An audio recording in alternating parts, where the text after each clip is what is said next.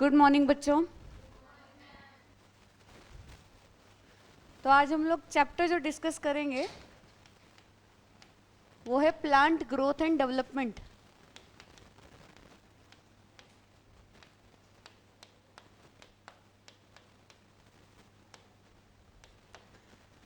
Plant physiology का ये अपना लास्ट चैप्टर रहता है, ठीक है। Plant growth and development. तो जैसे सबसे पहला ही क्वेश्चन यहाँ पे है, ग्रोथ इन्वॉल्व। पहले अगर हम लोग definition they, what is growth, growth का मतलब क्या है। तो देखो जो अपना फर्स्ट चैप्टर है बिल्कुल बायोलॉजी का, क्या नाम है उसका, द लिविंग वर्ल्ड, है ना। उसमें पहले एक टॉपिक होता था करेक्टरिस्टिक्स ऑफ लिविंग ऑर्गेनिज्म। तो उसमें हम ग्रोथ की डेफिनेशन क्या पढ़ते थे, increase in mass, increase in number of cell, ठीक है। यहां पे हम लोग ग्रोथ की डेफिनेशन क्या पढ़ते हैं, it is permanent, permanent increase in size of organ or even a cell, cell के साइज में या प्लांट का कोई भी पार्ट है, कोई भी ऑर्गन है, उसमें जो परमानेंट इंक्रीज होता है साइज में, उसे क्या कहा जाता है, ग्रोथ कहा जाता है। इसने क्या कहा बेटा, परमानेंट, या फिर हम कहते हैं इररिवर्सिबल, है ना। अब इन्होंने ये परमानेंट और इररिवर्सिबल क्यों लगाया, इन्होंने हमसे क्वेश्चन पूछा। अब जैसे बारिश के मौसम में तुमने देखा होगा लकड़ियां फूल जाती हैं, है ना, जो लकड़ी के दरवाजे होते हैं वो थोड़ा मुश्किल से बंद हो जाते हैं, फूल जाती है। अब साइज तो उसका भी इंक्रीज हो रहा है, क्या हम उसे ग्रोथ कहें, नहीं, क्योंकि वो परमानेंट नहीं है, ठीक है। तो ये कह रहे परमानेंट इंक्रीज होना चाहिए, तभी हम उसे क्या कहेंगे, ग्रोथ कहेंगे। तो ग्रोथ में कैटाबॉलिज्म भी होता है बेटा। कैटाबॉलिज्म का मतलब क्या होता है, break down, break down. Of course break down से यहां पे मतलब किसका है, जैसे अभी हमने पीछे रेस्पिरेशन में ही पढ़ा था कि जो ग्लूकोज है, जब इसका ऑक्सीडेशन होगा तो क्या रिलीज होगी, CO2 रिलीज होगी प्लस खूब सारी ATP, और इसी एनर्जी की मदद से प्लांट ग्रो करेंगे। तो कह रहे कैटाबॉलिज्म भी होता है और एनाबॉलिज्म भी होता है। एनाबॉलिज्म का मतलब क्या है बच्चों, सिंथेसिस, नए नए पार्ट्स भी तो बनते हैं ना। तो अगर क्वेश्चन आ जाए ग्रोथ इन्वॉल्व्स, तो हमारा आंसर क्या रहेगा, बोथ एनाबॉलिज्म एंड कैटाबॉलिज्म, ठीक है। यहाँ पे NCERT एक और चीज लिखती है कि कैटाबॉलिज्म और एनाबॉलिज्म में से एनाबॉलिज्म ज्यादा होता है। क्या चीज ज्यादा होती है बेटा, मोर एनाबॉलिज्म, क्या सिंथेसिस ज्यादा होगा, चीजें बनेंगी ज्यादा, तभी तो मास इंक्रीज होगा, यही तो ग्रोथ है, इंक्रीज इन मास, ठीक है, जो फर्स्ट चैप्टर में हम लोग डेफिनेशन पढ़ते हैं। तो अगर यहाँ पे क्वेश्चन में आ जाता है ग्रोथ मेनली इन्वॉल्व्स, तो हमारा आंसर क्या रहेगा, एनाबॉलिज्म, ठीक है। क्लियर इतनी बात। Next question, which of the following are the phases of growth, growth की फेजेस क्या है। तो ये हमारा यहाँ पे टॉपिक बनता है। तो ये सारी ही ग्रोथ की फेजेस है। जैसे जो सबसे पहली फेज है वो क्या है, phase of cell division, phase of cell division, या फिर हम लोग इसे क्या भी कहते हैं बेटा, फेज ऑफ मेरिस्टेमेटिक एक्टिविटी। तो यहाँ पे देखो क्या क्वेश्चन बनेगा कि जब मेरिस्टेमेटिक एक्टिविटी चल रही होती है तो सेल्स की क्या क्या प्रॉपर्टी होती है। तो हम कहेंगे कि सेल डिवाइड तो कर ही रही है, ऑफ कोर्स फेज का नाम क्या है, phase of cell division. Cell is having dense protoplasm, कैसा प्रोटोप्लाज्म होता है बेटा, गहरा डेंस प्रोटोप्लाज्म। क्यों, नई नई चीजें बन रही है भाई, तो dense protoplasm. Well developed nuclei, क्या होता है बेटा, वेल डेवलप्ड न्यूक्लियाई, न्यूक्लियस बहुत अच्छा डेवलप होता है भाई, होना भी चाहिए। न्यूक्लियस के अंदर ही जेनेटिक मटेरियल DNA, DNA से बनता है RNA, और RNA से क्या बनती है, प्रोटीन। तो न्यूक्लियस का तो वेल डेवलप होना ही चाहिए। ये कह रहे हैं जो सेल वॉल है बेटा, इस पे ध्यान देना, इस पे cell wall, cell wall nature में कैसी होती है, प्राइमरी, कैसी होती है बेटा, प्राइमरी। प्राइमरी सेल वॉल बेटा कैसी मिलेगी, पतली मिलेगी, थिन मिलेगी, सेलुलोज की बनी होगी। किसकी बनी होगी बोलो, सेलुलोज की बनी होगी, and it is capable of growth. तो ये सारी प्रॉपर्टी होती है किसकी, फेज ऑफ मेरिस्टेमेटिक एक्टिविटी की। एक लास्ट चीज, it is having a lot of plasmodesmatal connection. बेटा प्लाज्मोडेस्मेटल कनेक्शन का मतलब क्या होता है? जो दो सेल्स के प्रोटोप्लाज्म को आपस में जोड़ता है उसे क्या बोलते हैं? Plasmodesmatal connection. तो इनमें से कोई भी पॉइंट आ सकता है कि फेज ऑफ सेल डिवीजन या फेज ऑफ मेरिस्टेमेटिक एक्टिविटी की क्या क्या प्रॉपर्टी होती है, सेल्स की क्या क्या प्रॉपर्टी होती है। हम कहेंगे डेंस साइटोप्लाज्म होगा, न्यूक्लियस वेल डेवलप होगा, सेल वॉल पतली होगी इस टाइम पे, primary in nature, capable of growth, and cell is having a lot of plasmodesmatal connection. ठीक है, तो ये सारी प्रॉपर्टी किसकी बताई बेटा मैंने? सेल डिवीजन या फिर मेरिस्टेमेटिक एक्टिविटी की। दूसरा फेज ऑफ सेल इलोंगेशन, इसकी क्या प्रॉपर्टी होती है बेटा? सेल इलोंगेशन, सेल का साइज बढ़ता है। सेल इलोंगेशन का मतलब क्या है बेटा? Cell enlargement. क्या मतलब है इसका बोलो? Cell enlargement. क्या वो क्यों हुआ भला? वैक्यूलेशन की वजह से। किसकी वजह से बेटा? वैक्यूल बन जाएगा बहुत बड़ा। प्लांट सेल अगर तुमने पढ़ी हो, हमने पढ़ा प्लांट सेल में जो 90% स्पेस होता है वो कौन घेरता है? वैक्यूल घेरता है बेटा।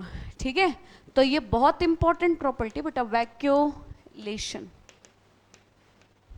ठीक है, और तीसरी प्रॉपर्टी है न्यू सेल वॉल डिपोजिशन। ठीक है, अब सेल वॉल पतली थी ना बेटा, तो धीरे धीरे थिक होने लगेगी, न्यू वॉल डिपोजिशन। तो ये तीन प्रॉपर्टी तुम्हें पता होनी चाहिए किसकी? फेज ऑफ सेल इलोंगेशन की, या फिर इसे फेज ऑफ सेल इनलार्जमेंट भी बोलते हैं बेटा। और लास्ट फेज कौन सी बताई? Phase of cell maturation. Cell maturation में क्या होता है? Cell stops division. अब सेल डिवाइड करना बंद कर देती है। इस टाइम पे सेल वॉल थिक हो जाती है बेटा। कैसी हो जाती है? थिक। ठीक है, अंदर बहुत सारी चीजें जमा हो जाती है, तो ऐसी सेल वॉल को हम लोग क्या बोलेंगे?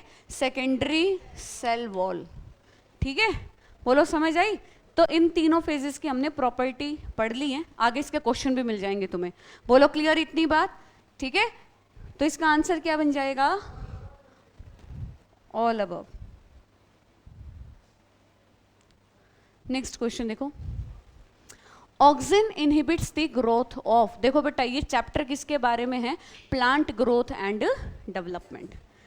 ठीक है, तो plant growth and development chapter के शुरू में हमें ग्रोथ और डेवलपमेंट बताया जाता है, सिखाया जाता है क्या?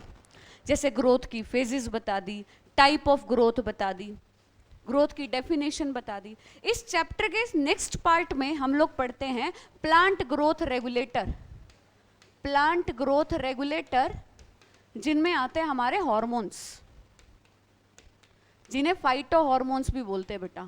प्लांट के हॉर्मोन्स, फाइटो हॉर्मोन्स। ठीक है, तो ये हार्मोन हमने पढ़ने हैं, auxin, gibberellin, cytokinin, abscisic acid, ethylene, एक एक करके सारे हार्मोन पढ़ेंगे। जैसे जैसे हमारे पास क्वेश्चन आएगा किसी हार्मोन से रिलेटेड, उसके सारे फंक्शन हम लोग लिख लेंगे। ठीक है, जैसे सबसे पहले हमें पता होना चाहिए कि ऑक्सिन, सारे डिलीट हो गया, ऑक्सिन का प्रिकर्सर क्या है बेटा? क्या है प्रिकर्सर? किससे मिलके बना है? इसका केमिकल नेचर क्या है? तो बेटा इसका प्रिकर्सर है इंडोल कंपाउंड। क्या है बेटा? Indole compound. ठीक है, उसके बाद नेक्स्ट, ऑक्सिन को सबसे पहले अलग किससे किया गया था? तो हम कहेंगे auxin was separated from human urine. कहां से अलग किया गया था बेटा? ह्यूमन यूरिन से। It was first isolated from human urine.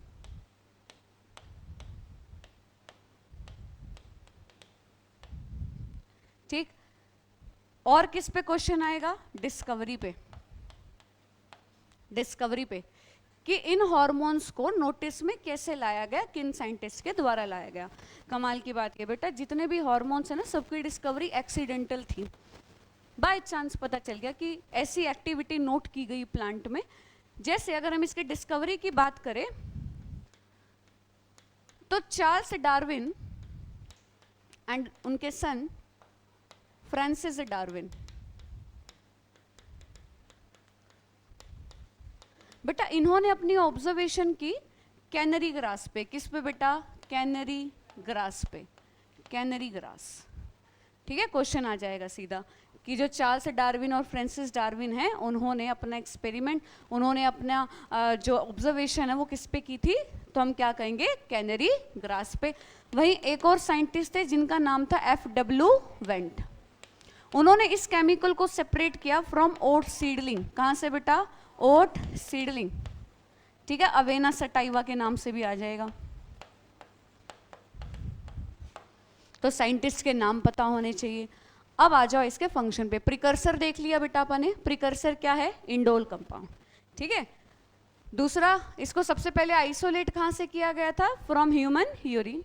और ऑब्जर्वेशन किस किसने की थी, चार्ल्स डार्विन, फ्रांसिस डार्विन ने कैनरी ग्रास पे, फिर इसको अलग किया था और सीडलिंग से FW वेंट ने।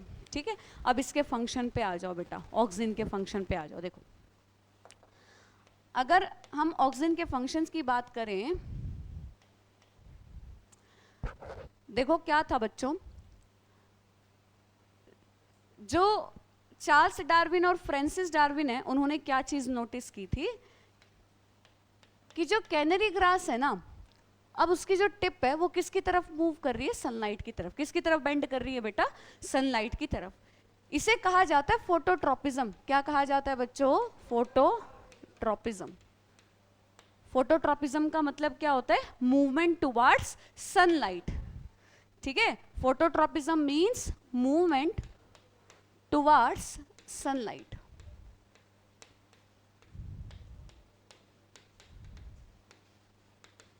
ठीक, कह रहे अब ऐसा क्यों था।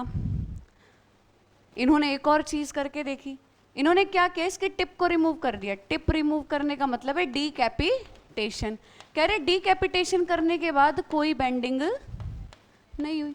तो इसका मतलब कि इसके टिप पे कोई तो ऐसा केमिकल है जिसकी वजह से ये मूवमेंट शो हो रहा है।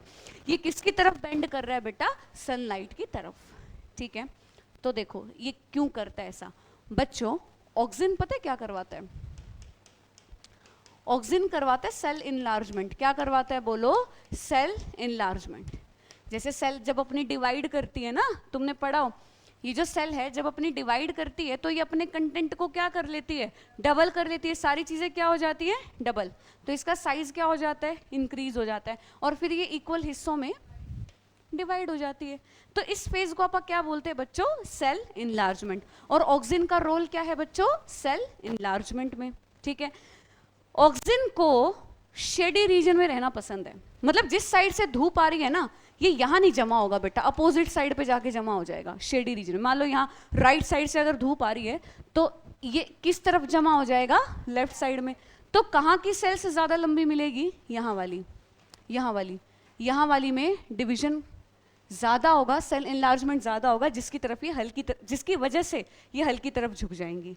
बोलो समझ में आई फोटोट्रॉपिज्म क्यों हुआ, क्योंकि बेटा यहाँ से धूप आ रही थी ना, तो ऑक्सीजन कहाँ जमा हो गया, इसके अपोजिट साइड में, दूसरी साइड में।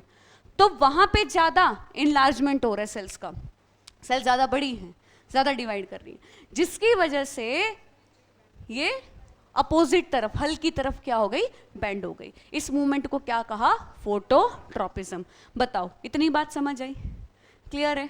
ठीक है, तो पहली बात, ये ट्रॉपिक मूवमेंट शो करता है। ऑक्सीजन का फर्स्ट फंक्शन समझ में आया बेटा, ट्रॉपिक मूवमेंट शो करता है। ट्रॉपिक मूवमेंट ये प्लांट के शूट को, शूट वाले पार्ट को किसकी तरफ ग्रो करवाता है, किसकी तरफ बेंड करवाता है, towards sunlight.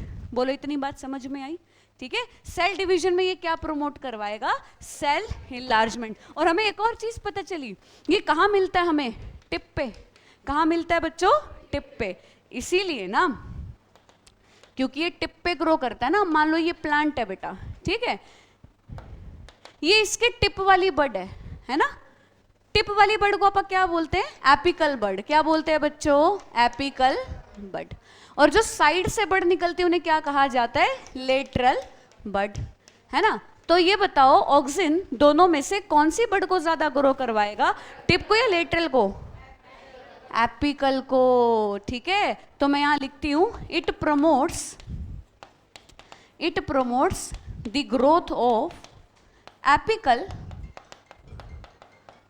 Of apical bud. ठीक है, और साइड वाली बड को नहीं बढ़ने देता है ना, it inhibits the growth of lateral bud. इस क्वेश्चन का आंसर भी आ गया होगा अब तुम्हें ना। Inhibits the growth of lateral bud, side वाली को नहीं बढ़ने देता, ऊपर टिप वाली को बढ़ने देता है। बेटा इसे कहा जाता है एपिकल डोमिनेंस। क्या कहा जाता है बोलो? Apical dominance. समझ में आई? ये क्वेश्चन हो जाएगा है। Auxin inhibits the growth of lateral axillary bud, ठीक है, एक्सिलरी बड। बात समझ में आई बेटा? क्लियर है इतनी बात? कोई डाउट यहां तक किसी को? ऑक्सिन की डिस्कवरी से रिलेटेड सारी बात पता चल गई हमें। कैनरी ग्रास पे किसने एक्सपेरिमेंट किया था? Charles Darwin, Francis Darwin. फिर ओट सीडलिंग से किसने आइसोलेट किया था? एफ.डब्ल्यू. वेंट ने। ह्यूमन यूरिन से इसको सबसे पहले सेपरेट किया गया था। फिर हमने कहा ऑक्सिन का प्रिकर्सर कौन है? इंडोल कंपाउंड, ठीक है। मिलता कहाँ है? टिप पे। कहाँ मिलता है बेटा? टिप। लेकिन हाँ, जिस तरफ से धूप आ रही होगी ना, वो उसके अपोजिट साइड पे जाके जमा हो जाता है, वहाँ पे सेल इनलार्जमेंट करवाता है, जिसकी वजह से मजबूरन उसको सूरज की तरफ झुकना पड़ता है। इसे क्या कहा जाता है? फोटोट्रॉपिज्म। क्या कहा जाता है? फोटोट्रॉपिज्म। अब क्योंकि इसकी कंसंट्रेशन टिप पे ज़्यादा है, तो ये ज़्यादा ग्रोथ किसकी करवाएगा बच्चों? टिप की। और एक्सिलरी बड को नहीं बढ़ने देगा। तो इसकी एक और एप्लीकेशन पढ़े आप बच्चों। अब क्योंकि ये टिप पे मिल रहा है, तो वो साइड से नहीं बढ़ने दे रहा है, तो क्या प्लांट घना हो पाएगा अगर वो साइड से नहीं बढ़ेगा? नहीं हो पाएगा। तो तुमने कई बार माली को देखा होगा, वो ना पार्क में है ना, उसको काट देते, कट कर देते, टिप को कट देते बड़ी सी कैंची लेके, देखा होगा तुमने। अब समझ आया ऐसा क्यों करते हैं वो? क्योंकि जब तक वो टिप को कट नहीं करेंगे तब तक वो साइड से घना नहीं होगा, ठीक है। तो प्लांट को घना बनाने के लिए उनकी टिप को कट कर दिया जाता है। हेजमिंग बोलते हैं इसको। क्या बोलते हैं बेटा? हेजमिंग। प्लांट को घना बनाने की टेक्निक है ये। बोलो समझ आई? तो इस प्रिंसिपल का, एपिकल डोमिनेंस का, हम लोग यूज करते हैं किसमें? टी प्लांटेशंस में। किसमें बेटा? टी प्लांट, चाय की पत्तियों में। कि भैया अगर तुम्हें घना करना है तो टिप काटनी पड़ेगी ताकि एपिकल डोमिनेंस कम हो, साइड से बड़े प्लांट घना हो, ठीक है। और दूसरा फॉर हेज मेकिंग। बताओ बच्चों, ये दोनों पॉइंट क्लियर हुए? ये दोनों पॉइंट क्लियर हुए? सेल डिवीजन में किसको प्रमोट करवाएगा ये ज्यादा? सेल इनलार्जमेंट को। किसको प्रमोट करवाता है बच्चों? Cell enlargement. कोई डाउट यहां तक किसी को? ठीक है, एक पॉइंट पकड़ा, देखो 3-4 क्वेश्चन हो जाएंगे हमारे उससे, ठीक है। अच्छा, और देखो ऑक्सीजन खत्म ही कर लेते हैं यहाँ पे। नेक्स्ट क्वेश्चन हमारा किस पे आएगा बेटा? नेचुरल ऑक्सीजन और सिंथेटिक ऑक्सीजन पे। Natural and synthetic. कह रहे नेचुरली जो प्लांट में मिलते हैं नेचुरल ऑक्सीजन कौन कौन से हैं? Indole acetic acid. कौन है बेटा? इंडोल एसिटिक एसिड, IA, है ना। इंडोल कंपाउंड है ना बेटा, इसका प्रिकर्सर इंडोल है। और दूसरा नेचुरल ऑक्सीजन कौन सा है? Indole butyric acid. Indole butyric acid, IBA, ठीक है। सिंथेटिक ऑक्सीजन की बात करें बच्चों, सिंथेटिक ऑक्सीजन में आ जाएगा NaA, नैफ्थलीन एसिटिक एसिड। और कौन सा सिंथेटिक ऑक्सीजन है? 2,4-D। डी है यहाँ पे dichlorophenoxy acetic acid. Dichlorophenoxy acetic acid. बेटा इस पे क्वेश्चन आ जाएगा 2,4-D पे, है। इसका पता है आप किस लिए यूज करते हैं? As a weedicide. जो अनवांटेड प्लांट है ना उनको खत्म करने के लिए आप यूज करते हैं, ठीक है। कि फालतू की जो खरपतवार जाम जाती है उनको किल करने के लिए आप यूज करते हैं 2,4-D का गार्डन में, ठीक है। अब एक चीज ध्यान रखनी है, ये सिर्फ डाइकोट पे एक्ट करता है। किस पे एक्ट करता है? सिर्फ मोनोकोट पे ये एक्ट नहीं करेगा। सोचो तुम गार्डन में, क्या भैया ये घास कुछ ज्यादा ही जमा हो रही है, 2,4-D डाल दे, नहीं काम करेगी बेटा। क्योंकि ग्रासेस कैसी हैं? मोनोकोट हैं। ग्रासेस कैसी है? तो ये मोनोकोट पे काम नहीं करेगा, ठीक है। जो डाइकोट वीड है सिर्फ उसी पे काम करता है, ठीक। तो ऐसे आ जाएगा वीड फ्री लॉन्स। उसके लिए किसका यूज किया जाता है? तो हम कहेंगे 2,4-D। बोलो क्लियर है इतनी बात? क्या और कोई एक्शन ऑक्सीजन का तुम जानते हो? हाँ भैया देखो, तुमने 10th क्लास में वो पढ़ा वेजिटेटिव प्रोपगेशन, स्टेम कटिंग्स पढ़ी है? जैसे रोज में करते हैं आप स्टेम कटिंग, है ना। या फिर 12th में भी अपना एक छोटा सा पोर्शन आता है इसका, ये माइक्रो प्रोपगेशन का।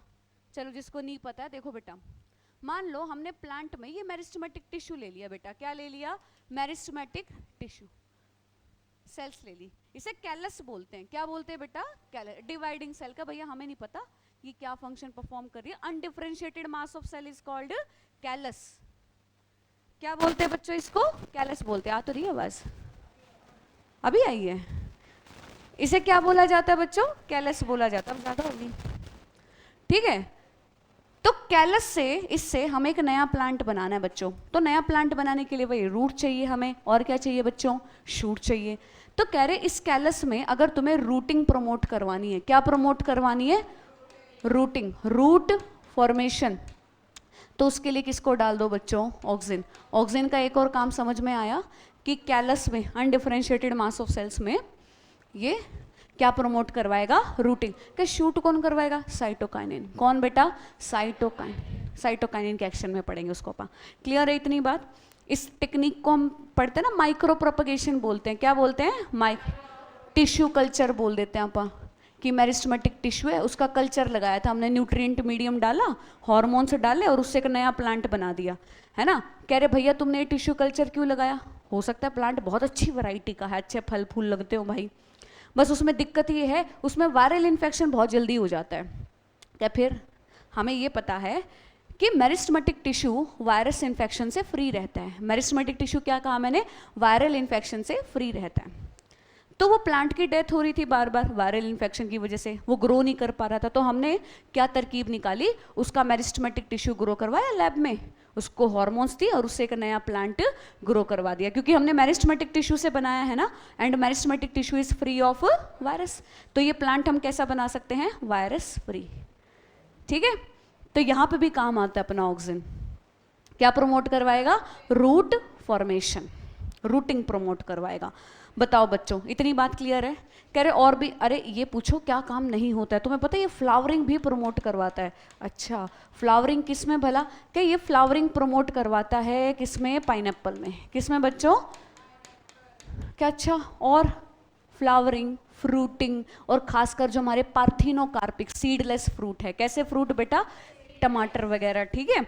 तो ये it also helps in production of parthenocarpic fruit. कह रहे कोई काम ऐसा भी है जो ये ना करता हो, ठीक है। कह रहे ये इतना एफिशिएंट हार्मोन है कि प्लांट में सेनिसेंस, बेटा देखो दो टर्म यूज होगी बार बार, सेनिसेंस एंड एब्सिशन, ठीक है। सेनिसेंस का मतलब होता है एजिंग, बुढ़ापा। एब्सिशन का मतलब बुढ़ापे की वजह से, सेनिसेंस की वजह से फल पत्तियों का झड़ना, ठीक है।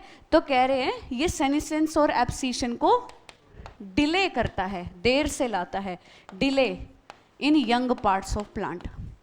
जो प्लांट के यंग पार्ट्स है ना, उनमें बुढ़ापा, एब्सिशन देर से लेके आएगा, लेकिन जो ओल्डर पार्ट्स हैं उनको जल्दी गिरा देगा। बताओ बच्चों, समझ आई।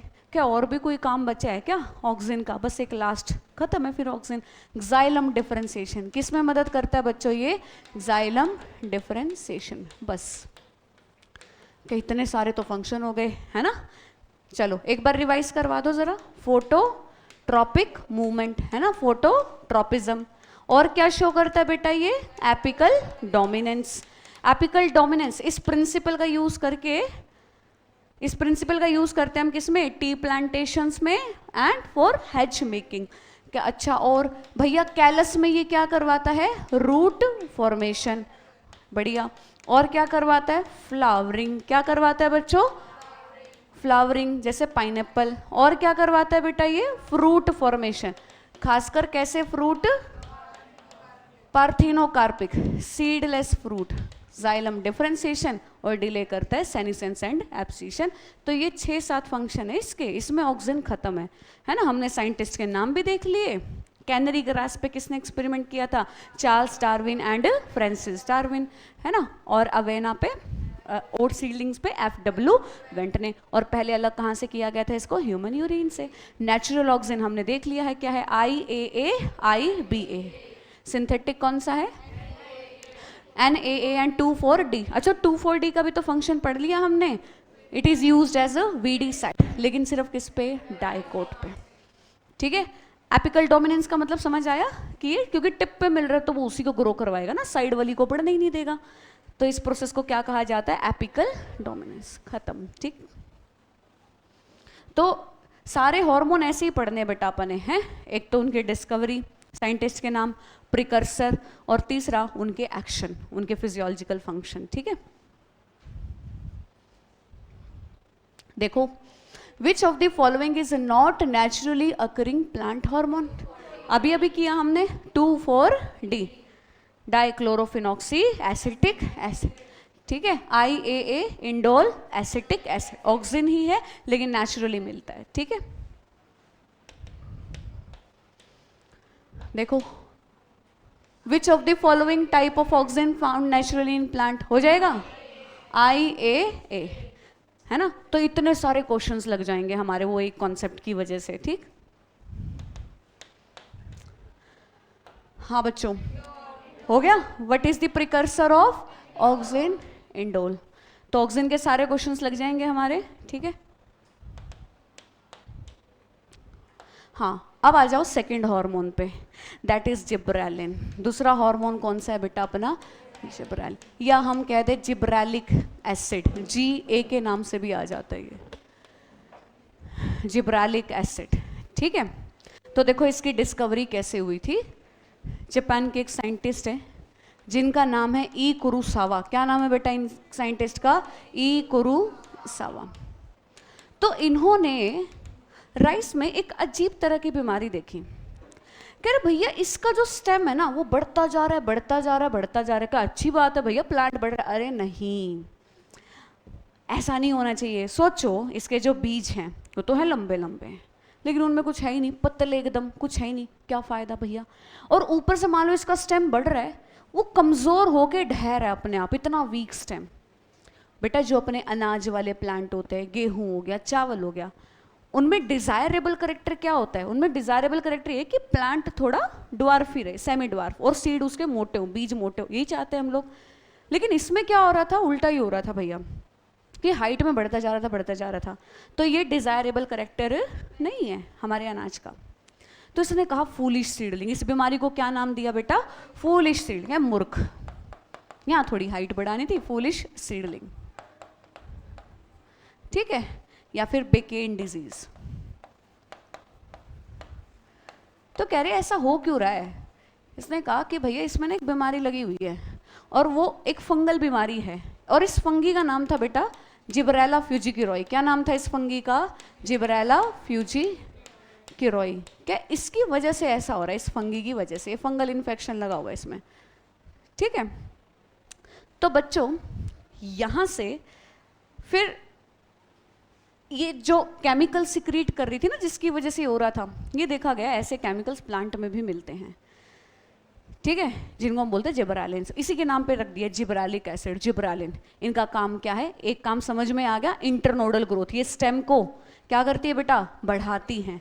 ना सिर्फ स्टेम को, बल्कि जो फ्रूट्स है ना, फ्रूट्स, उनकी भी शेप को इम्प्रूव करती है। जैसे एप्पल हो गया, है ना, उनकी शेप को इम्प्रूव करेगी, लंबा कर देगी उनको। जो ग्रेप स्टॉक्स हैं, अंगूर है, अब अंगूर में ना क्या प्रॉब्लम आती थी, देखो का मान लो ये अंगूर की जो स्टॉक्स है, जो डंडी है, छोटी छोटी डंडी, और बहुत सारे घने अंगूर, इनके बीच में कई बार फंगी लग जाती थी बेटा। क्या हवा तो पास होती नहीं थी, है, फंगी लग जाती थी। तो इनका ग्रेप स्टॉक्स में यूज होने लग गया, ग्रेप्स में यूज होने लग गया, जिससे उनकी जो स्टॉक्स है, डंडी है, वो कैसी होने लगी, लंबी लंबी होने लगी, और अंगूर का शेप भी इंप्रूव हुआ। ठीक है, तो इसका जो एक फंक्शन हमें यहाँ पे समझ में आ रहा है, दैट इज स्टेम इलोंगेशन। किसमें मदद करेगा बेटा ये, स्टेम इलोंगेशन। ना सिर्फ स्टेम बल्कि फ्रूट्स में भी ये क्या करवाता है, इलोंगेशन, जिससे फ्रूट का शेप क्या हो जाता है, इंप्रूव हो जाता है। बोलो समझ आई इतनी बात। तो एक दो फंक्शन तो हमें यहीं से समझ में आ गया। क्लियर है इतनी बात बच्चों, लिख दूं। तो इसकी डिस्कवरी समझ आई। साइंटिस्ट का नाम कौन, क्या पढ़ा हमने यहाँ पे, ई कुरोसावा। ठीक है, किसमें डिजीज देखी थी इसने, राइस में। क्या नाम दिया इस डिजीज को, फूलिश सीडलिंग या फिर बेकेन डिजीज। किस फंगी की वजह से थी, जिब्रेला फ्यूजीकिरॉय, ठीक है। एक बार इसका प्रिकर्सर और लिख लेते हैं बेटा, जिब्रेलिन का प्रिकर्सर और लिख लेते हैं। तो बेटा इसका प्रिकर्सर है टर्पीन। क्या है इसका प्रिकर्सर? टर्पीन, ठीक है। ऑक्सिन का क्या था? इंडोल था, इसका क्या है? टर्पीन है, ठीक है। तो चलो इसके फंक्शन लिख लेते हैं एक एक करके। सो इंटरनोडल स्टेम ग्रोथ, जैसे ग्रेप स्टॉक्स में है ना, और कहां चाहिए होता है? मैं गन्ने में, शुगर केन,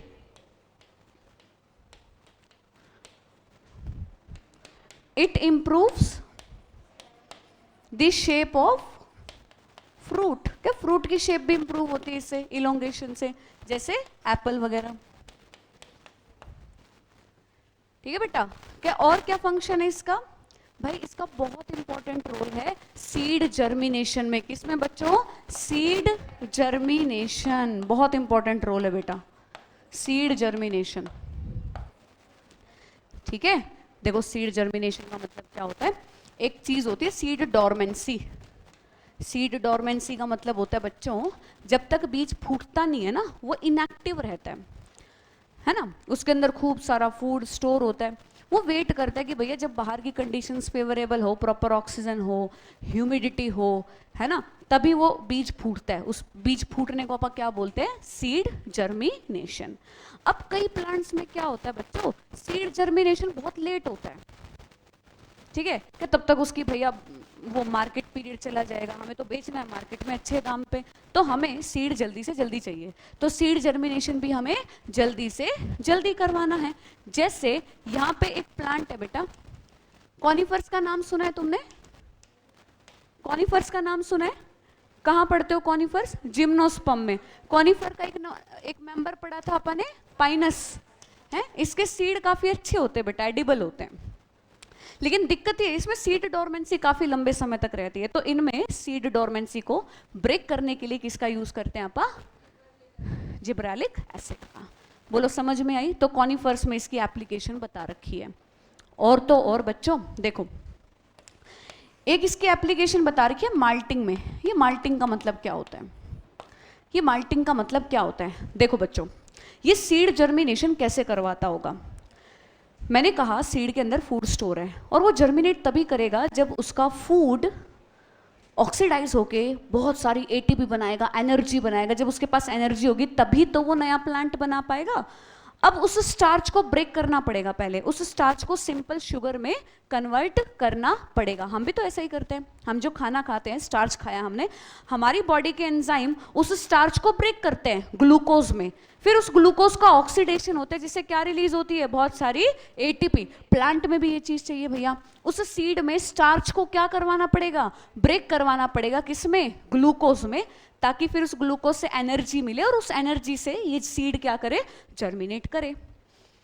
एक्शन समझ में आया सबको? तो ये क्या करता है? स्टार्च को डाइजेस्ट करने के लिए कौन सा एंजाइम होता है? अमाइलेज। कौन सा एंजाइम होता है बेटा? इसको एक्टिव करता है। ना सिर्फ स्टार्च डाइजेस्टिंग एंजाइम, ना सिर्फ स्टार्च डाइजेस्टिंग एंजाइम, बल्कि प्रोटीन डाइजेस्टिंग एंजाइम जैसे कि प्रोटीएस, लिपिड डाइजेस्टिंग एंजाइम जैसे कि लाइपेस, इन सभी हाइड्रोलिटिक एंजाइम्स को ये क्या कर देता है? एक्टिव कर देता है, ताकि ज्यादा से ज्यादा ब्रेक हो, एनर्जी हो, और सीड क्या कर जाए? जर्मिनेट कर जाए। लेकिन इसका माल्टिंग से क्या लेना देना है? सीड जर्मिनेशन तो हमें समझ में आ गया, माल्टिंग से क्या लेना देना है? देखो, माल्टिंग में बनाई जाती है अल्कोहल। क्या बनाई जाती है बेटा? अल्कोहल, शराब। ब्रूइंग इंडस्ट्री में इसका यूज करते हैं। उसमें कैसे भला? देखो, जो भी अनाज होता है, हम क्या चाहते हैं कि उस अनाज से, या फ्रूट वगैरह है, उससे अल्कोहल बनाना। हाँ भाई बिल्कुल। तो अगेन उस अनाज में भी क्या प्रेजेंट होगी? बोलो, स्टार्च। क्या प्रेजेंट होगी? स्टार्च, ठीक है। तो अगर तुम्हें उससे अल्कोहल बनानी है तो पहले स्टार्च को किस में कन्वर्ट करना पड़ेगा? ग्लूकोज में। और फिर उस ग्लूकोज का तुम करवाओगे अल्कोहल फर्मेंटेशन। क्या करवाओगे बच्चों? Alcohol fermentation. ईस्ट डाल दो उसमें, है ना, तो उससे क्या बन जाएगी? अल्कोहल। बेटा इस प्रोसेस को माल्टिंग बोलते हैं अपन। क्या बोलते हैं इस प्रोसेस को? माल्टिंग। मैम टमाटो में सीड होते हैं ना, तो वो पार्थेनो कार्पिक कैसे हुआ? बेटा हमें सीडलेस फ्रूट चाहिए, ठीक है। अब सोचो कुछ फ्रूट्स ऐसे होते हैं जिनसे हम बहुत परेशान, जिनके सीड से हम लोग बहुत परेशान हैं। अब जैसे यार तरबूज बड़ा अच्छा लगता है गर्मियों में, है ना, लेकिन बस दिक्कत क्या है, वो छोटे छोटे बीज बहुत सारे हैं। तो पार्थेनोकार्पी करवाई ही इसीलिए जाती है ताकि वो फ्रूट को सीडलेस बनाया जा सके। मैं ये नहीं कह रही टमाटर में बीज नहीं होते, होते हैं भैया टमाटर में बीज, बेरी में आता है, छोटे छोटे टिनी सीड्स होते हैं बहुत सारे। मैं कह रही हूँ अगर मुझे टमाटर को क्या बनाना है, सीडलेस बनाना है ना, कि उसमें बीज ना हो भैया, तो उसके लिए हम ऐसे हार्मोन्स का यूज कर सकते हैं, ऑक्सीजन का यूज कर सकते हैं। बात समझ आई? अब कोई तुमसे ये क्वेश्चन पूछ ले कि भैया इसमें से तुम पार्थेनोकार्पी किसमें करवाना पसंद नहीं करोगे, ठीक है, पपीते में पार्थेनोकार्पी चाहते हो, बिल्कुल चाहते हैं भैया, पपीते के तो सीड इतने गंदे होते हैं ना, अजीब से, है ना, कि पपीते को सीडलेस बना दो, ऑरेंज को सीडलेस बना दो, और सबसे ज्यादा तो ये वाटरमेलन को सीडलेस बना दो भाई, है ना, हम यही चाहेंगे। अब कोई तुम्हें कह दे अनार को सीडलेस बना दे, चाहोगे तुम अनार को सीडलेस बना? नहीं भैया, अनार का जो टेस्टा होता है वो सकुलेंट होता है, जूसी होता है, जो हम खाते हैं। बात समझ आई? तो पार्थेनोकार्पी में सीडलेस फ्रूट बनाए जाते हैं बच्चों, ठीक है, जिसके बीज से हम लोग परेशान हैं, ऐसा है। ये नहीं कह रही मैं टमाटर सीडलेस है। आवाज ब्रेक कर रही है, इसका तो मैं क्या करूं? बेटा समझ आया कि नहीं ये बता।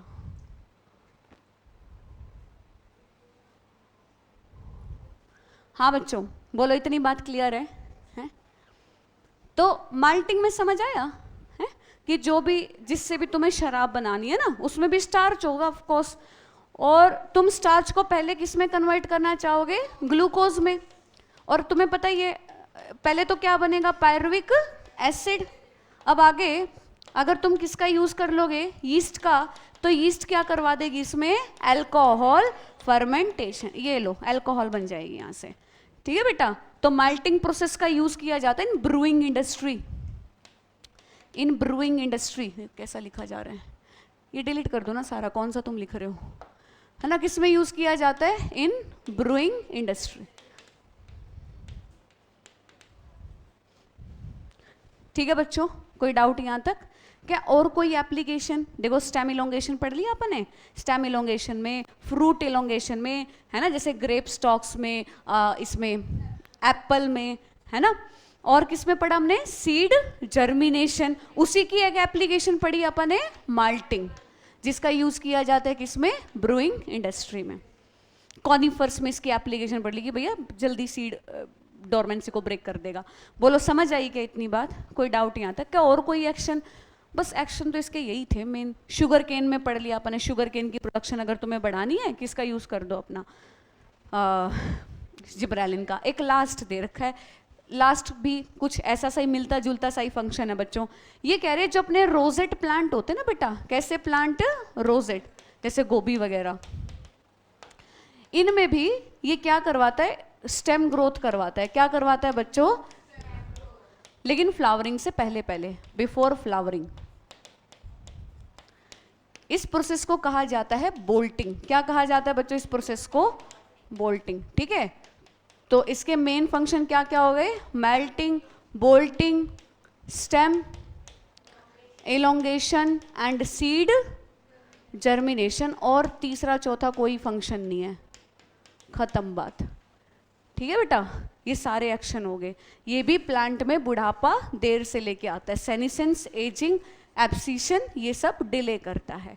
बोलो समझ आई इतनी बात? कह रहे आज के टाइम पे ऐसे 100 प्रकार के जिब्रेलिक एसिड डिस्कवर हो चुके हैं, ठीक है। इसके टाइप भी लिख रखे हैं यहाँ पे, GA1, GA2, GA3। कह रहे आज तो ऐसे 100 प्रकार के हमारे पास।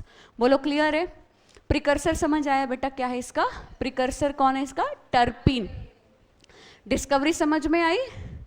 किनका कंट्रीब्यूशन है? ई कुरुसावा। राइस सीडलिंग पे उन्होंने ऑब्जर्वेशन की थी, और उसमें कौन सी डिजीज नोट की थी? फुलिश सीडलिंग, ठीक है। हाँ बेटा, तो ये क्वेश्चन हो जाएगा ना, फुलिश सीडलिंग और bakanae disease in rice lead to discovery of gibberellic acid, ठीक है। तो आगे जिब्रेलिक एसिड के जितने भी क्वेश्चन होंगे ना, हम लोग सारे लगा लेंगे। देखो, which of the following is a precursor of gibberellin, terpene हो जाएगा। देखो, cell elongation in the internode region of green plants takes place due to again gibberellin, ठीक है। which of the following is a naturally occurring growth inhibitor? अब ये क्या होता है देखो,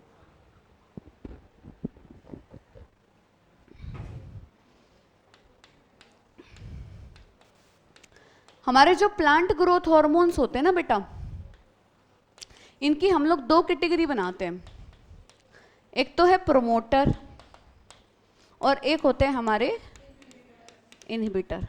देखो प्रोमोटर के क्या क्या काम हैं, प्रोमोटर के क्या क्या काम हैं। प्रोमोटर के काम हैं जैसे फ्लावरिंग प्रमोट करवा दी, है ना, फ्रूट फॉर्मेशन करवा दिया, सीड को जर्मिनेट करवा दिया बच्चों, seed germination.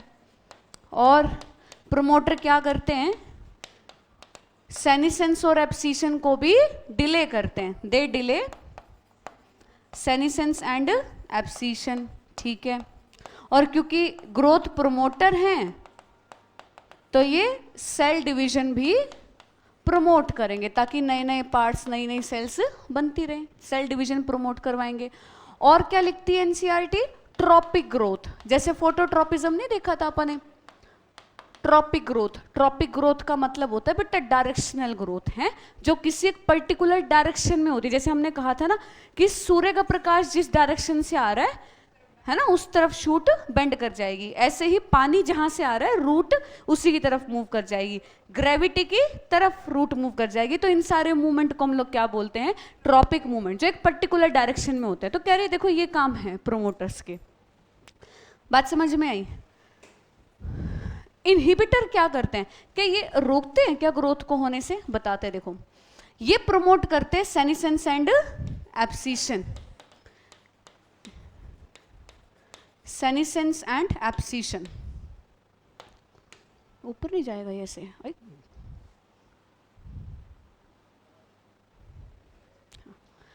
They promote senescence and abscission. और क्या काम होता है इनहिबिटर का, बेटा ये सीड को जर्मिनेट नहीं करने देते हैं, ये क्या प्रमोट करते हैं, सीड डोरमेंसी, स्टोमेटा को बंद कर देंगे, स्टोमेटा क्लोजर। बताओ दोनों में से कौन से अच्छे हैं, प्रोमोटर अच्छे हैं, इनहिबिटर अच्छे हैं, प्रोमोटर अच्छे हैं भाई, है ना। देखो सारी चीज प्रमोट कर रहे हैं, फूल बना देंगे, नई नई पत्ती बना देंगे, है ना, प्लांट में बुढ़ापा देर से आने देंगे, सीड जर्मिनेशन करवाएंगे। बट बच्चों सोचो, अगर बाहर की कंडीशंस फेवरेबल ही नहीं हैं, मान लो तुम्हारे अंदर कैपेबिलिटी है, तुम्हारे अंदर कैपेबिलिटी है हालातों से लड़ने की, बट हालात तुम्हारे अकॉर्डिंग नहीं है, और फिर तुम मैदान में उतर जाओ, समझे, और फिर तुम मार खा के आ जाओ वहां से, क्या फायदा है बच्चों। अब तुम्हारे अंदर कैपेबिलिटी है बट तुम अपने आप को प्रिपेयर कर नहीं रहे हो आगे एग्जाम्स के लिए, और तुम कह दो कि हम तो एग्जाम्स देंगे, है ना, क्या होगा, फेल होके बैठ जाओगे बच्चों। बात समझ आई। तो बच्चों जब एबायोटिक स्ट्रेस होता है, जब बाहर की कंडीशंस फेवरेबल नहीं होती है, ठीक है, जब आप उस चीज को फेस नहीं कर सकते हो तो चुप रहने में ही भलाई है, समझे। ये ऐसा ही करते हैं कि भैया प्रॉपर पानी नहीं मिल रहा है, स्टोमेटा को खोल के क्या करेंगे, ओपन करके क्या करेंगे, स्टोमेटा बंद कर देंगे, मर जाएगा प्लांट। सोचो लो स्टोमेटा ओपन कर देते, कम से कम खाना तो बनेगा भैया, का पानी खत्म हो जाएगा, प्लांट मर जाएगा, बताओ क्या कर लोगे ऐसे खाने का। तो ये ऐसे हार्मोन हैं जो प्लांट को एबायोटिक स्ट्रेस में लड़ने में मदद करते हैं बच्चों। क्लियर है इतनी बात। दूसरा, अब मान लो बाहर की कंडीशंस फेवरेबल नहीं है, ह्यूमिडिटी नहीं है, टेम्परेचर नहीं है प्रॉपर, और तुम कहो सीड जर्मिनेशन करवा देते, क्या फायदा भैया सीड जर्मिनेशन करवाने का। तो ये सीड को क्या रखते हैं, डॉर्मेंट स्टेट में रखते हैं, ठीक है। तो जितने इंपॉर्टेंट ये है ना बच्चों, उससे भी ज्यादा इंपॉर्टेंट ये है जब बाहर की कंडीशंस नॉर्मल चल रही है तब की बात है, लेकिन जब किसी तरह का स्ट्रेस आता है, एबायोटिक स्ट्रेस आता है, उस टाइम पे ये हार्मोन्स काम करते हैं, इनहिबिटर्स काम करते हैं, ठीक है। तो अब तक अपने जो ऑक्सिन पढ़ा था ना, तुम्हें समझ आ ही गया होगा। ऑक्सिन किस में आता है? प्रोमोटर में आता है, पढ़ा ना, फ्लावरिंग प्रमोट करवाता है, फ्रूटिंग प्रमोट करवाता है, सेल डिवीजन में सेल इनलार्जमेंट करवाता है, तो ऑक्सिन अपना प्रमोटर है, ठीक है। अभी जो अपने जिब्रेलिक एसिड पढ़ा था, ये भी क्या है बच्चों? प्रमोटर है, स्टेम ग्रोथ करवा दी, सीड जर्मिनेशन करवा दिया भाई, ठीक। और एक और हार्मोन है जो प्रमोटर होता है, साइटोकाइनिन। कौन सा है बेटा? साइटोकाइनिन। 2 इनहिबिटर होते हैं बच्चों, 2 इनहिबिटर पढ़ने अपन ने, ethylene and abscisic acid, abscisic acid ABA, ये 2 इनहिबिटर है बेटा। बात समझ आई? हालांकि इथाइलिन जो होता है ना, इथाइलिन की कुछ एक्टिविटी प्रमोटर वाली और कुछ एक्टिविटी इनहिबिटर, ये दोनों साइड का है, बट जो सबसे तगड़ा इनहिबिटर है ना, वो कौन है? ABA, abscisic acid.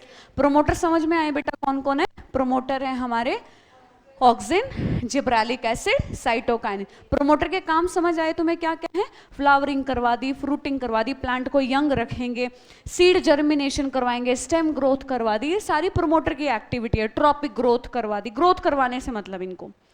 और इनहिबिटर कब काम आता है? During abiotic stress conditions. Stomata को बंद कर दिया, सीड को डोरमेंट रखा, है ना, तो ये इनहिबिटर है। और ये प्लांट में सेनिसेंस और एब्सिशन भी लेके होते हैं भैया। जब तक पुराने गिरेंगे नहीं तो नए फल कहाँ से आएंगे? तो जरूरी है एब्सिशन भी। बोलो, समझ आई इतनी बात बच्चों? तो 2 इनहिबिटर लिखने अपन है, इथाइलिन एंड एब्सिसिक एसिड। हालांकि मैंने कहा इथाइलिन की कुछ एक्टिविटी प्रोमोटर वाली और कुछ इनहिबिटर, बताऊंगी, इथाइलिन का डिटेल भी पढ़ेंगे अपन। तो इसका आंसर क्या आ जाएगा बोलो? हाँ, इसका आंसर आ जाएगा एब्सिसिक एसिड। IAA क्या है? इंडोल एसिटिक एसिड, ऑक्सिन, है ना। NAA क्या है? नैफ्थलीन एसिटिक एसिड, ये भी ऑक्सिन है, सिंथेटिक ऑक्सिन। और GA क्या है? जिब्रेलिक एसिड, ठीक है। एब्सिसिक एसिड, चलो इसके काम पढ़ ही लेते हैं फिर अपन। देखो बच्चों, इसके नाम में ही एब्सिशन है, इसके नाम में ही क्या है? एब्सिशन, ठीक है। देखो ये किस नाम से आ जाएगा? इनहिबिटर B, डोरमिन, है ना, इन नाम से आ जाएगा, inhibitor B, dormin and abscisic acid, है ना। तो इसके नाम में ही एब्सिशन है, तो ये क्या प्रमोट करवाएगा? It promotes senescence and abscission. और बच्चों ये सीड को जर्मिनेट नहीं करने देता है, तो ये क्या प्रमोट करवाएगा? It promotes seed dormancy, it promotes seed dormancy, ठीक है। और तीसरा, जब पानी की कमी होगी तो ये स्टोमेटा को भी बंद करवा देगा, ठीक है। It promotes closing of stomata. बस ये 3 फंक्शन ध्यान रखने, और कोई एक्स्ट्रा फंक्शन नहीं है इसका। Closing of stomata.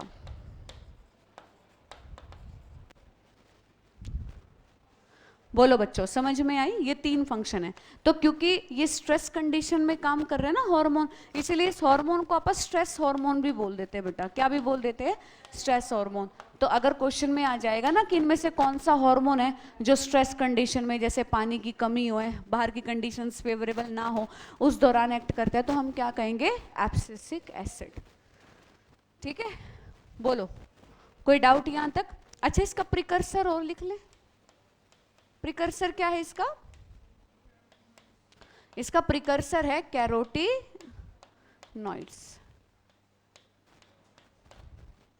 ठीक। डिस्कवरी इसकी दे नहीं रखी है। बोलो बच्चों, क्लियर है? कोई डाउट यहां तक किसी को? तो एब्सिसिक एसिड क्या करेगा? पहले ही ठीक है, इंड्यूसेस डोरमेंसी, सीड डोरमेंसी को इंड्यूस करवाएगा। दूसरा तो गलत है, इनहिबिट थोड़ी करता है, प्रमोट करता है। ये तो स्टोमेटा क्लोजर को प्रमोट करेगा। Provide defence against salt and close stress, water stress condition. Inhibit abscission नहीं, एब्सिशन को प्रमोट करवाएगा, ठीक है।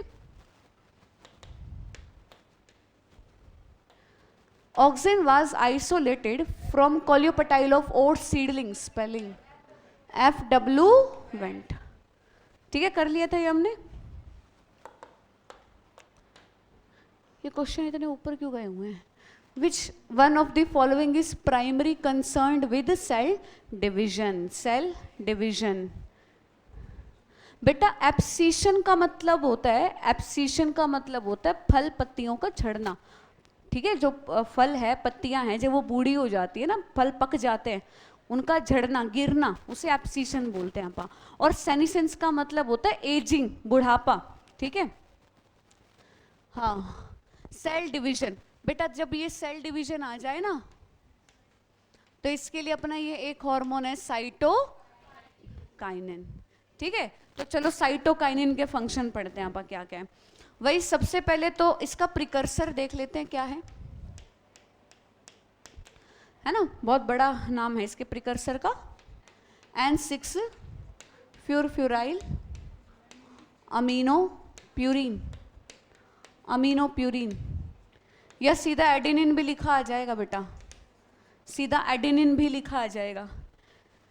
ठीक है, देखो इसकी डिस्कवरी कैसे हुई थी। दो साइंटिस्ट थे जिनका नाम था F Skoog and Miller. Again इन्होंने लिया बच्चों कैलस, क्या लिया बोलो? कैलस। कैलस समझ गए? Undifferentiated mass of cell, undifferentiated mass of cell. क्या कहां से लिया था? टोबैको से। ठीक है, वहां से कैलस ले लिया इन्होंने। ठीक है, इन्होंने देखा रूटिंग के लिए, तो हमें पता है रूटिंग के लिए तो हमें क्या डालना पड़ेगा इसमें? ऑक्सिन, है ना। अगर रूट फॉर्मेशन करवानी है तो उसके लिए क्या डालना पड़ेगा? ऑक्सिन। क्या शूट का क्या चक्कर है? कह रहे देखो अगर शूटिंग तुम्हें प्रमोट करवानी है ना आगे, तो उसके लिए इनमें से कोई एक चीज डालो। क्या?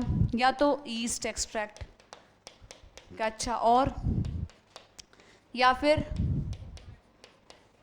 वास्कुलर टिश्यू, अच्छा, और या फिर डीएनए एक्सट्रैक्ट, और या कोकोनट मिल्क। क्या ऐसा क्या था इनमें? ऐसा क्या था इन सब में जिसकी वजह से शूटिंग प्रमोट है? इन सब में ना एक कॉमन चीज थी, इन सब में सेल डिवाइडिंग या फिर कहे साइटोकाइनिन, साइटोकाइनेसिस प्रोमोटिंग एक्टिविटी थी। ऐसा एक सब्सटेंस मिला, ऐसा एक केमिकल मिला। इन सब में से एक ऐसा केमिकल अलग किया गया बच्चों जो क्या प्रमोट करवाता है? साइटोकाइनेसिस। क्या होता है साइटोकाइनेसिस? अरे बहुत इजी है, ये सेल है, हाँ भैया ठीक है, ये सेल इलोंगेशन हो गया, हाँ ठीक है।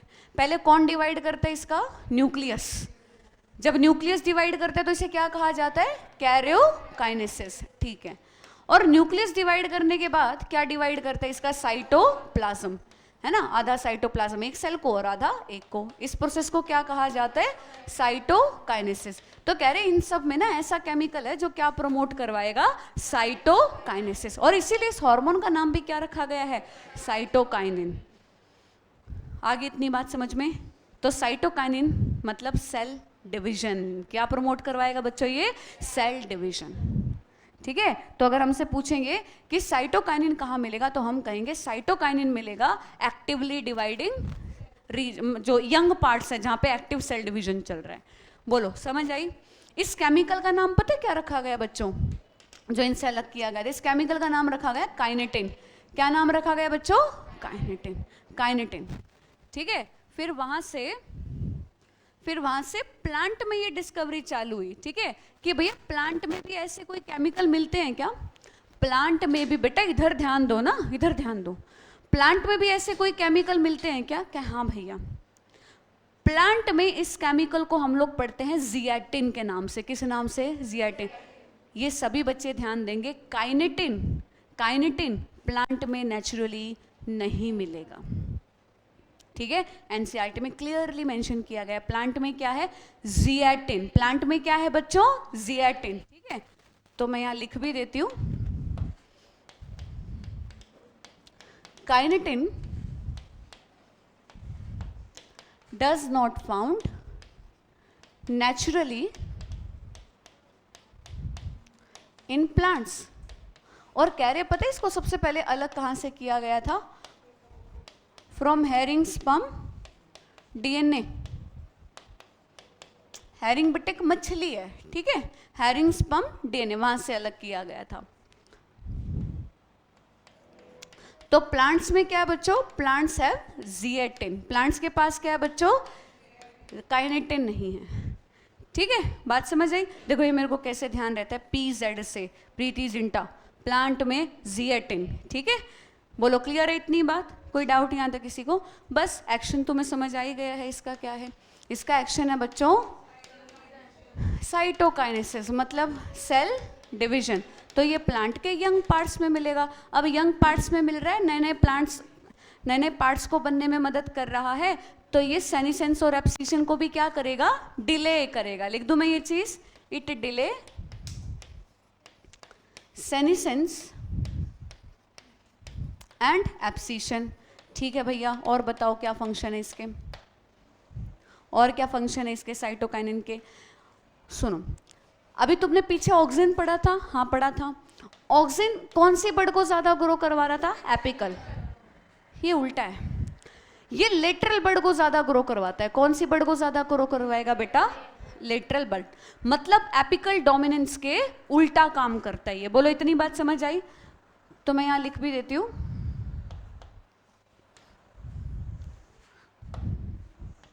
It promotes the growth of lateral but thus counteract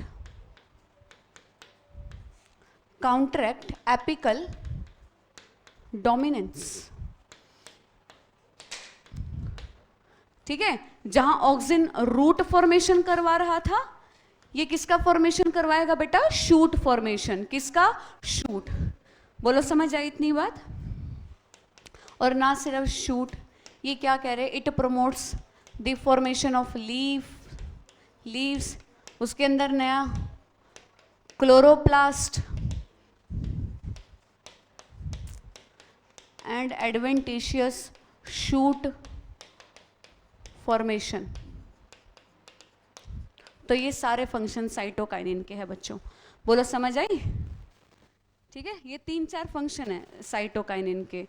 cell division है ना, एपिकल डोमिनेंस के उल्टा काम करता है, लेटरल बर्ड की ग्रोथ को ज्यादा प्रमोट करवाएगा।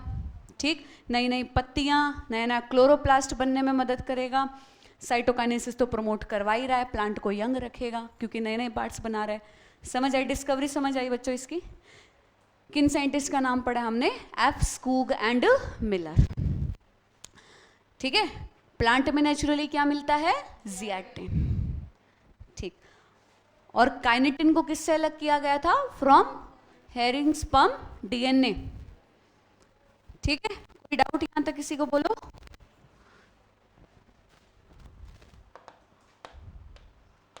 बस अब एक अपना एब्सिसिक एसिड तो हो गया ना, क्या रह गया? इथाइलिन रह गया है ना।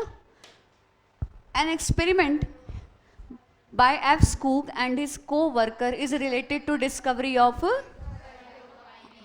साइटोकाइनिन। ठीक है, स्क्रीन से बाहर जाने लग।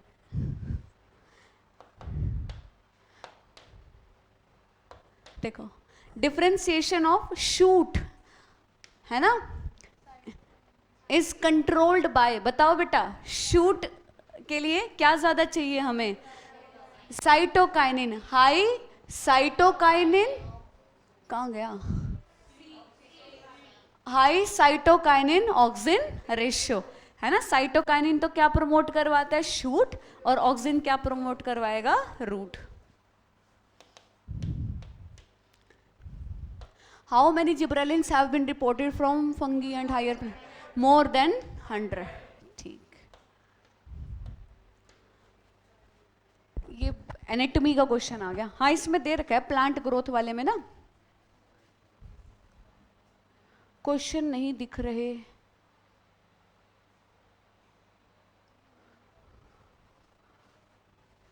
थोड़ा सा तो पार्ट कटा हुआ है, मैं बोल के पढ़ देती हूँ ना। देखो, assertion, primary growth of plant contribute to elongation of plant body, abscission है बेटा। कैमरे को नीचे कर लें, वो तो मैं कैसे करूँगी इसको, छोड़ो ना बेटा, मैं पढ़ के बता देती हूँ, ठीक है। Primary growth of plant contribute to elongation of plant body, सही है ना। देखो हमने एनाटॉमी में भी पढ़ा था, प्लांट में देखो दो प्रकार की ग्रोथ है, primary growth and secondary growth. Secondary growth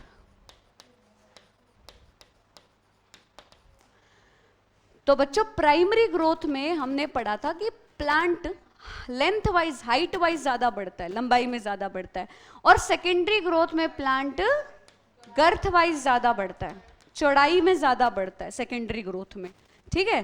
तो प्राइमरी ग्रोथ तो हमारी डाइकोट में भी होती है और मोनोकोट में भी होती है, लेकिन सेकेंडरी ग्रोथ सिर्फ किस में होती है बेटा, डाइकोट में, डाइकोट ओनली। और प्राइमरी ग्रोथ के लिए कौन सा टिश्यू रिस्पॉन्सिबल होता है, मेरिस्टेमेटिक, जो कहां होता है, टिप पे, शूट के टिप पे शूट एपिकल मेरिस्टेम, रूट के टिप पे रूट एपिकल मेरिस्टेम। एक और था इंटरकैलरी मेरिस्टेम, जो मैच्योर ऑर्गन्स के बीच में मिलता है। तो ये ठीक है क्या, root apical meristem and shoot apical meristem are responsible for primary growth of plant, बात सही है। पहला एजर्शन ठीक है और उसकी रीजन भी करेक्ट एक्सप्लेनेशन है ना, कि प्राइमरी ग्रोथ के लिए root apical meristem and shoot apical meristem responsible होता है, ठीक है।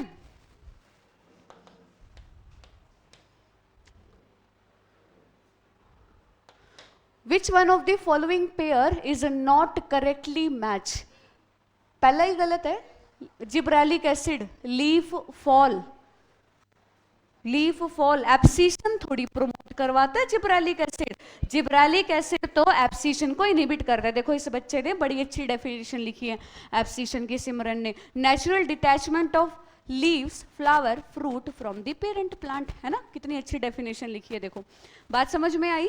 तो ये गलत है ना बेटा, ये एब्सिशन को थोड़ी प्रमोट करवाता है। एब्सिशन को कौन प्रमोट करवाता है, एब्सिसिक एसिड और दूसरा इथाइलिन, ठीक है, ये तो ठीक है। साइटोकाइनिन सेल डिवीजन प्रमोट करवाएगा, auxin cell elongation, IAA auxin है ना अपना, और एब्सिसिक एसिड स्टोमेटा को बंद कर देता है ड्यूरिंग वाटर स्ट्रेस कंडीशन, ठीक।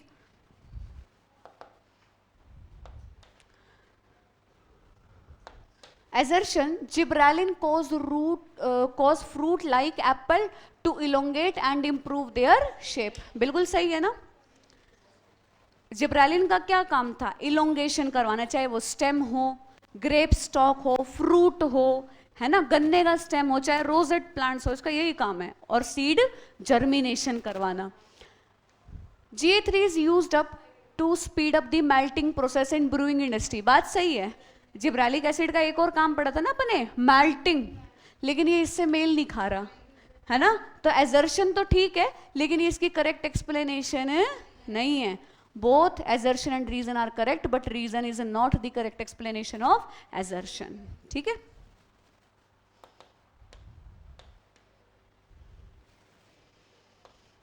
One of the following acid is a derivative of carotenoid, बताओ बच्चों, एब्सिसिक एसिड, इसका प्रिकर्सर है ना, इसका तो ये तो ऑक्सिन हो गया ना अपना, इंडोल, और जिब्रेलिक एसिड का कौन था, टर्पीन, ये तो एक अपना गैसियस हार्मोन है ना, इथाइलिन, गैसियस हार्मोन इकलौता।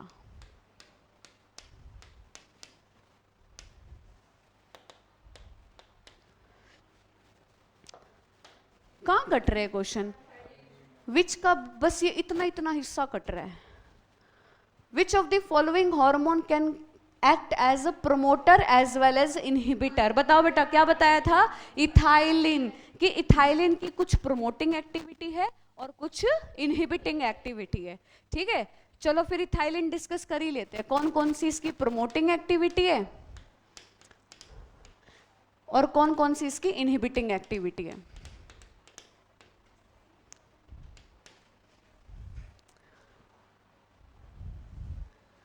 बेटा ये GA3 जिब्रेलिक एसिड है, जिब्रेलिन, पढ़ा नहीं था अपने GA1, GA2, GA3, gibberellic acid, gibberellin है ये अपना।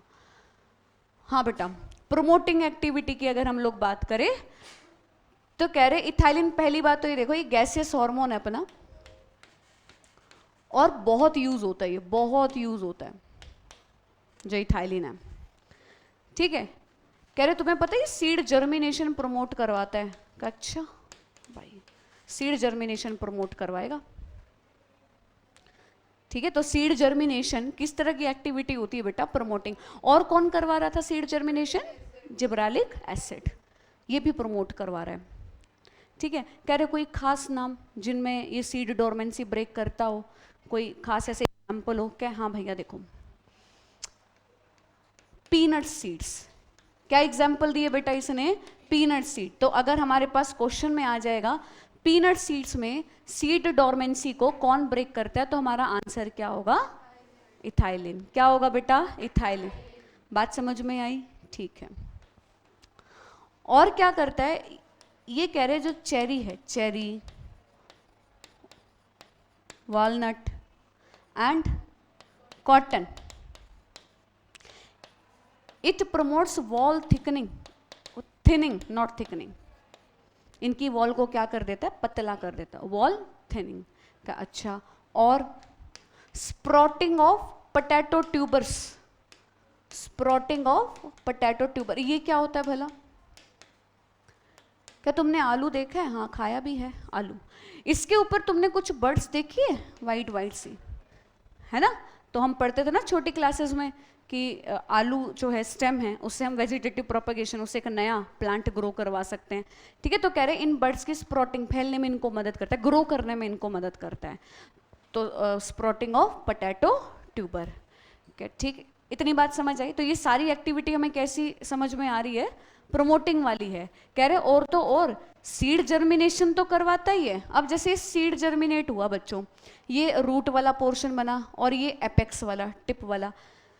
तो एपेक्स जब बनता है ना, शूट वाला पार्ट बनता है, तो ऐसे हुक के फॉर्म में बनता है। इसे बोलते हैं एपिकल हुक फॉर्मेशन। क्या बोलते हैं बेटा? Apical hook. देखो इस चैप्टर में ना जो फर्स्ट पेज है ग्रोथ वाले के ऊपर जो फोटोज दे रखी है, उसमें तुम्हें एपिकल हुक फॉर्मेशन बता रखी होगी।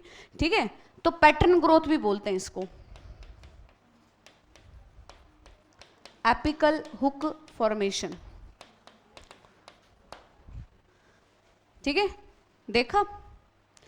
ग्रोथ के ऊपर वाली फोटो दे रखी है, तो उसमें एक पैटर्न ग्रोथ दिखा रखी है, एक पैटर्न से ग्रो कर रहा है जो एपेक्स वाला पार्ट है, जो टिप वाला पार्ट है, ऐसे हुक के फॉर्म में। इसे क्या कहा जाता है? हाँ यही वाला पेज, एपिकल हुक फॉर्मेशन। तो ये कौन करवाता है? इथाइलिन करवाता है बच्चों। ठीक है, कह रहे और कोई फंक्शन इथाइलिन के प्रमोटिंग वाले? हाँ भैया और भी है। कह रहे ये फ्रूटिंग भी प्रमोट करवाता है। क्या प्रमोट करवाता है बच्चों? फ्रूटिंग का। अच्छा, किस किस में? पाइनएप्पल, ऑक्सिन भी करवा रहा था ना बेटा, पाइनएप्पल एंड मैंगो, पाइनएप्पल में और मैंगो में। क्या? अच्छा, और कोई फंक्शन? हाँ भाई इसके तो फंक्शन इतने सारे हैं ना, और किसी हार्मोन के नहीं मिलेंगे तुम्हें। कह रहे फ्लावरिंग भी प्रमोट करवाता है। ये क्या भी प्रमोट करवाता है बेटा? फ्लावरिंग। और एक स्पेशल केस, एक स्पेशल केस ये कह रहे जो कुकुम्बर है ना, कुकुम्बर, खीरा, पहले ये बताओ कुकुम्बर यूनिसेक्सुअल है बाइसेक्सुअल है? कुकुम्बर के फ्लावर्स यूनिसेक्सुअल होते हैं बाइसेक्सुअल होते हैं? यूनिसेक्सुअल होते हैं बेटा। कैसे होते हैं? यूनिसेक्सुअल, है ना? ज्यादातर प्लांट्स वैसे तो हमारे बाइसेक्सुअल है, लेकिन मैंने तुम्हें कहा था कुछ यूनिसेक्सुअल प्लांट्स के एग्जाम्पल तुम लोग ध्यान रखो जिनमें यूनिसेक्सुअल फ्लावर है। यूनिसेक्सुअल फ्लावर किस किस के हैं? कैस्टर, मेस, पपाया तो पूरा का पूरा यूनिसेक्सुअल प्लांट है, सिर्फ फ्लावर ही यूनिसेक्सुअल नहीं है। डेट पाम एंड कुकुरबिट्स, जिसमें हमारे कुकुम्बर आता है, घिया, तोरी, वाटरमेलन, ये सब। ठीक है, तो कुकुम्बर में ये कह रहा है स्पेशली ये फीमेल फ्लावर्स को प्रमोट करवाता है। किसको बेटा? Female flower. अब फायदा किसका है? मेल फ्लावर का या फीमेल फ्लावर का? ऑफ कोर्स फीमेल फ्लावर का, क्योंकि फ्रूट किससे बनेगा? फीमेल से। मेल का तो क्या है? पॉलन ग्रेन रिलीज करना। पॉलन ग्रेन को हम स्टोर भी कर सकते हैं, किसी से भी पॉलिनेट करवा सकते हैं। तो फायदा किसका है? फीमेल फ्लावर का। उसके पास ओवरी है, वही फ्रूट बनाएगी।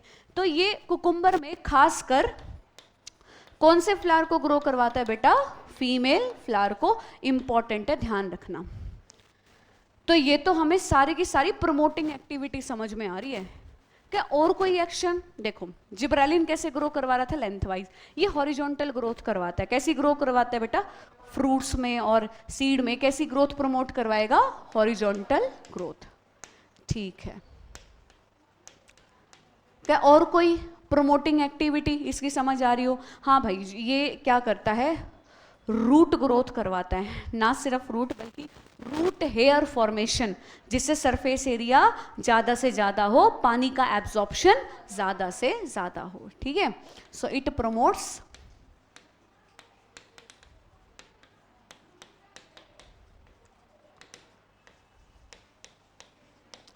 Root hair growth to increase the surface area of absorption, कि पानी के एब्जॉर्प्शन के लिए ज़्यादा से ज़्यादा सरफेस एरिया हो, इसके लिए रूट हेयर को ग्रो करवाता है ये। बताओ बच्चों, इतनी बात क्लियर है? तो ये सारी इसकी प्रमोटिंग एक्टिविटी है। ये सारी कैसी एक्टिविटी है? इसकी प्रमोटिंग एक्टिविटी है बेटा। बात समझ आई? देखो सीड जर्मिनेशन भी करवा रहा है ये, है ना, रूट हेयर ग्रोथ भी करवा रहा है ये, हॉरिजॉन्टल ग्रोथ करवा रहा है, पोटैटो ट्यूबर्स की स्प्रॉटिंग करवा रहा है। ठीक है, पीनट्स जैसे सीड में सीड डोरमेंसी को ब्रेक करवा रहा है, फ्लावरिंग प्रमोट करवा रहा है, जैसे कुकुम्बर में स्पेशली फीमेल फ्लावर को, फ्रूटिंग प्रमोट करवा रहा है। बात समझ आई? क्या इनहिबिटिंग एक्टिविटी बताओ अब इसकी क्या क्या है?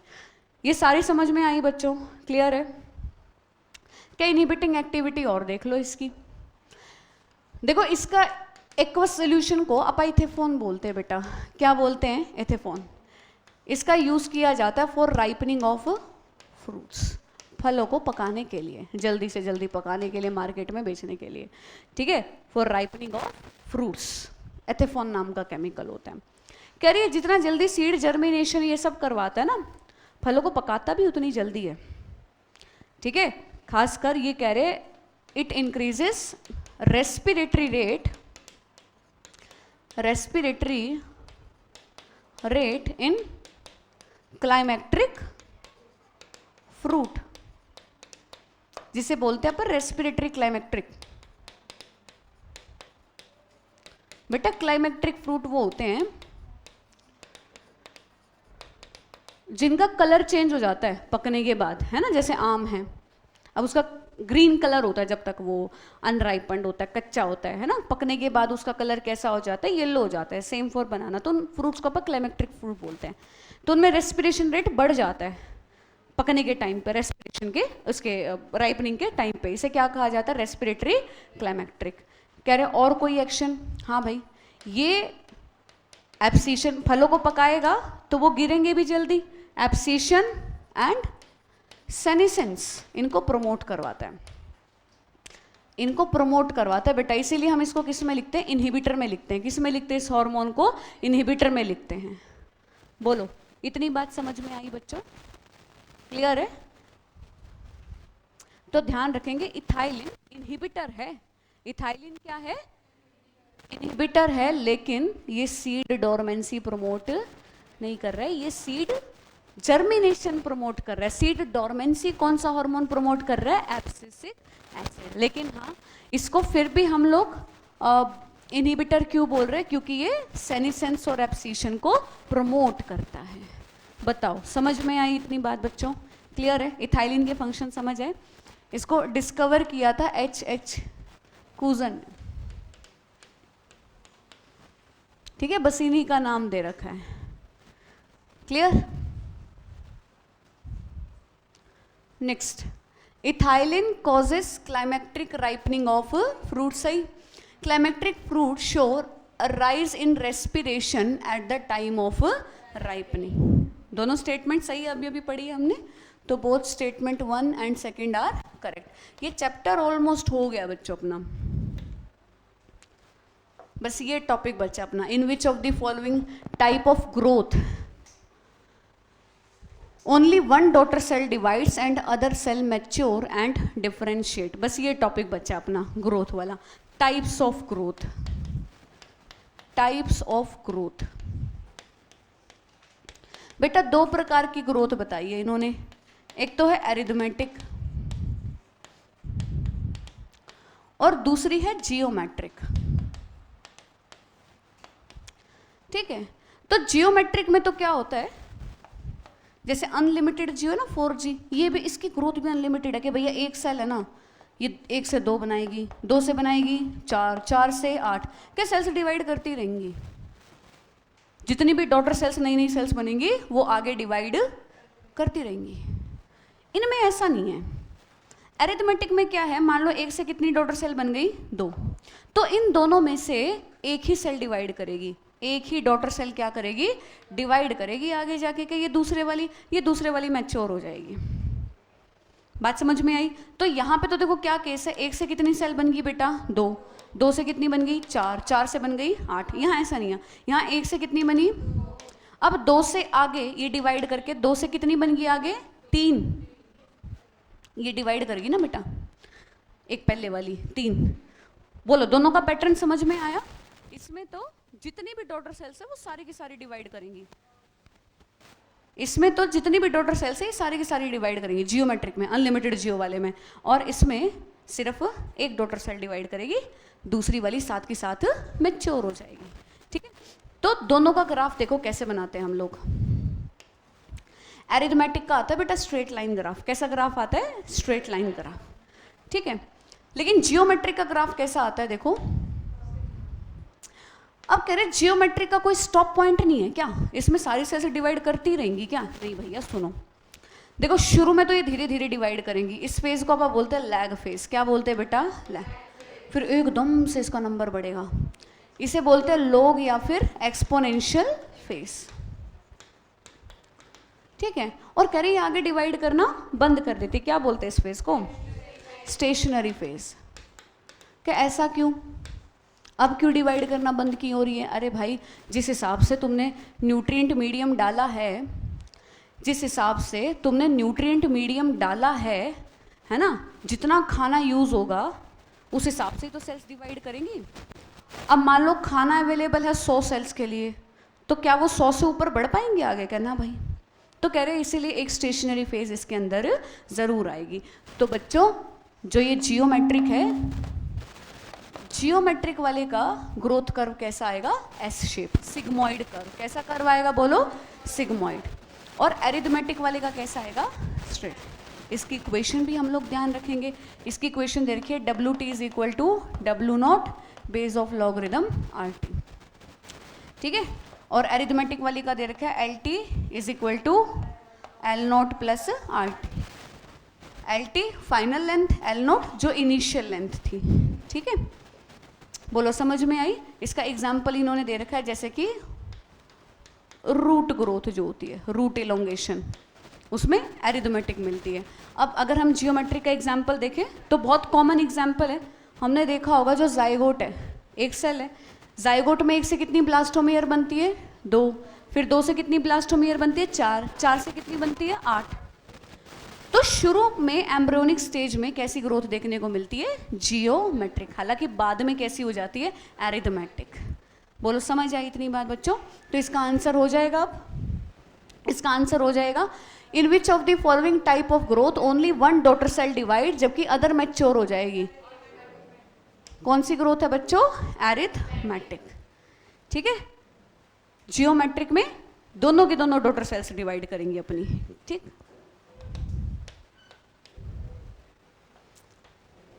Which of the following plant inhibitor means किसी भी चीज़ को रोकना, प्रोमोटर मीन्स किसी का राइज अप होना। हाँ बेटा बिल्कुल सही, वेरी गुड। हाँ, विच of the following plant show heterophylly. देखो बेटा हेट्रोफिली क्या होती है, हंस क्या रहे हो तुम लोग, तो आंसर करते नहीं।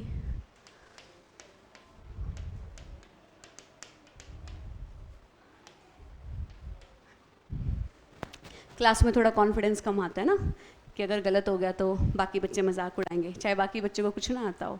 देखो प्लास्टिसिटी क्या होती है बच्चों, प्लास्टिसिटी होती है अडेप्टिबिलिटी। ठीक है, अपने एनवायरनमेंट के अकॉर्डिंग अपने आप को चेंज कर लेना, उसे क्या कहा जाता है, प्लास्टिसिटी कहा जाता है। कि क्या कहा, माहौल के अकॉर्डिंग अपने आप को चेंज कर लेना। ठीक है, अब मान लो 11वीं 12वीं में तुम क्लास में कितनी तबाही मचाते हो, अब तुम्हें पता है कि भैया इस लेक्चर में हमें आराम से बैठना ही पड़ेगा, है ना, तो ये क्या है तुम्हारी अडेप्टिबिलिटी, नहीं तो तुम्हें पता है क्या होगा तुम्हारे साथ। अच्छा, तो बच्चों प्लास्टिसिटी का इन्होंने एक एग्जाम्पल दिया है हेट्रोफिली। क्या एग्जाम्पल है बेटा प्लास्टिसिटी का? हेट्रोफिली। हेट्रोफिली का मतलब क्या है? Development of different type of leaves, कि जैसे अब अलग अलग प्रकार की पत्तियां डेवलप करना। अब यहाँ पे ट्रॉपिकल एरियाज में जहाँ पे पानी ठीक ठाक है, बारिश भी सही होती है, यहाँ की जो पत्तियां हैं और जो ड्राई रीजन्स की पत्तियां हैं, डेजर्ट एरियाज की जो पत्तियां हैं, दोनों की मॉर्फोलॉजी हमें अलग अलग मिलेंगी, क्योंकि वो वहाँ के अकॉर्डिंग अडेप्ट है और यहाँ के प्लांट यहाँ के अकॉर्डिंग अडेप्ट है। अलग अलग प्रकार की पत्तियां, इसे क्या कहा जाता है? हेट्रोफिली। कह रहे सेम प्लांट में भी ऐसा हो सकता है? कि हाँ भैया ऐसा हो सकता है। देखो, दो तरह की हेट्रोफिली होती है बेटा। एक तो होती है डेवलपमेंटल, ठीक है, और एक होती है एनवायरमेंटल। डेवलपमेंटल का मतलब है, जैसे तुम कहो कि यार बचपन में तो ना मैं बहुत पढ़ाई किया करता था, मैं ना टॉपर था क्लास का है, और अब पता नहीं क्या हो गया, अब तो मेरा मन ही नहीं करता है पढ़ने का। ये होती है डेवलपमेंटल।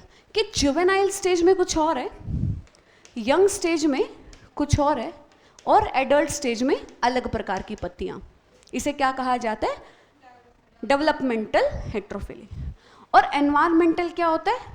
कि भैया मैं तो ना पढ़ता ही था, बस मेरे आसपास की कंपनी खराब होगी है ना, इसलिए मैं पढ़ नहीं पाया, एनवायरमेंट की वजह से, है ना, एनवायरमेंट की वजह से बच्चों, ठीक है। So it is due to,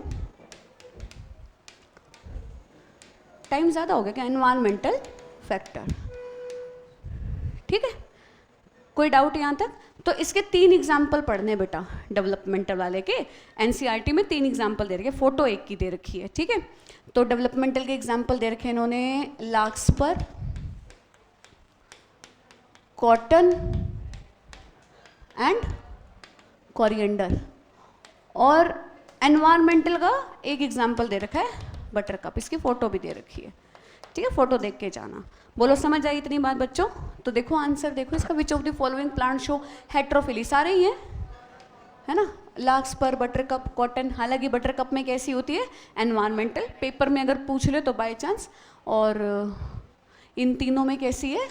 developmental, juvenile phase में अलग और एडल्ट फेज में अलग, ठीक है। बस फटाफट क्वेश्चंस करने हैं बेटा अपने। एपिकल डोमिनेंस मीन्स, बताओ बेटा एपिकल डोमिनेंस का मतलब क्या है?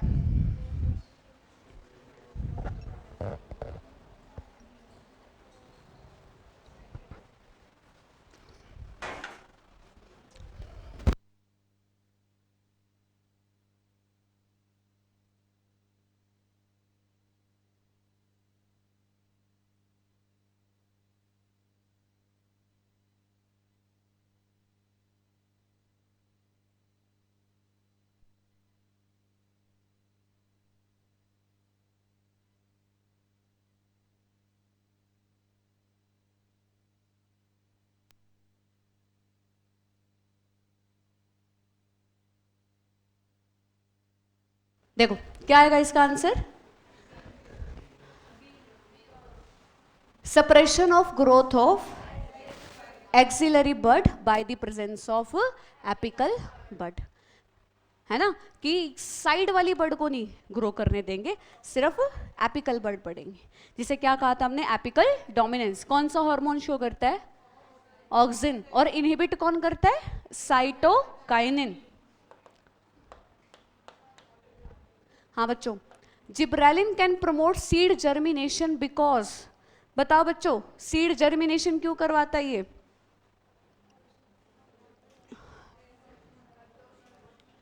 Production of hydrolysing enzyme.